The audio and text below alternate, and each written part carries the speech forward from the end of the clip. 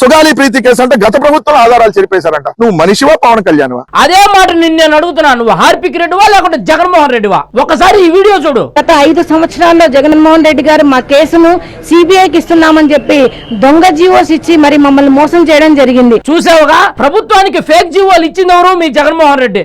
Fake బ్రతుకు బతుకుతున్నది ఎవరు? మీ జగన్మోహన్ రెడ్డి. సుగాలి ప్రీతి కేసును నీరు గార్చింది ఎవరు? మీ జగన్మోహన్ రెడ్డి. సుగాలి ప్రీతి కేసుకు అండగా ఉన్న జన సైనికులను ఇబ్బంది పెట్టింది ఎవరు? మీ జగన్మోహన్ రెడ్డి. ఇదంతా పక్కన పెడితే ఇప్పుడు జరుగుతున్న సిచ్యువేషన్ లోకి వస్తే అసలు సుగాలి ప్రీతి చావును ఆ తల్లే క్యాష్ చేసుకుంటుందా అనిపిస్తుంది.